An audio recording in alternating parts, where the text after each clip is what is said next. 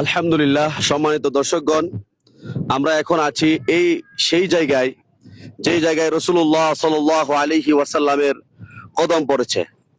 হালিমাতুস সাদিয়া রাদিয়াল্লাহু তাআলা আনহা বনু সাআদ গোত্র থেকে এখান থেকেই সুদূর মক্কাতে গিয়েছেন উটে আরোহণ করে দুধের শিশু আনার জন্য। তালাশ করতে করতে হালিমাতুস সাদিয়া রাদিয়াল্লাহু তাআলা আনহার ভাগ্যে বিশ্ব নবী রহমাতুল্লিল আলামিন পড়ে গেল, যার মাধ্যমে এ জমিন বরকতময় হলো। হালিমাতুস সাদিয়া রাদিয়াল্লাহু তাআলা আনহু অনেক মুজিজা দেখেছেন। হযরত রাসূলুল্লাহ সাল্লাল্লাহু আলাইহি ওয়াসাল্লাম এই জমিনের মধ্যে হাঁটাচলা করেছেন, রাসূলের কদম এই জমিনের মধ্যে লেগেছেন এবং এই জমিনের মধ্যে রাসূলুল্লাহ সাল্লাল্লাহু আলাইহি ওয়াসাল্লাম বকরি চড়িয়েছেন এবং এই জায়গার মধ্যে হালিমাতুস সাদিয়া অবস্থান করেছেন, রাসূল এই জায়গার মধ্যে ঘুমিয়েছেন। আমরা সেই বরকতপূর্ণ জায়গার মধ্যে এসেছি।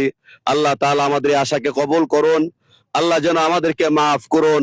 আল্লাহ তাআলা আমার যে সমস্ত ভাইয়েরা উমরায় আসবে, আমি বলবো তাদেরকে এই বরকতপূর্ণ জায়গা যেখানে আসার পর রাসূলের অনেক মুজিজা প্রকাশ পেয়েছে, বিশেষ করে এই মরু অবস্থার মধ্যে যখন একবার অনাবৃষ্টির কারণে সমস্ত ঘাসগুলা পুড়ে ছারখার হয়ে গেল, রাসূলুল্লাহ সাল্লাল্লাহু আলাইহি সাল্লামের বরকতে হালিমা সাদিয়া রাদিয়াল্লাহু তাআলা আনহার বকরিগুলা পেট ভরে খেয়ে বাড়িতে আসতেন এবং তাই হালিমা সাদিয়া রাদিয়াল্লাহু তাআলা নূর উট এবং বকরির স্তনে দুধ পরিপূর্ণ থাকতো।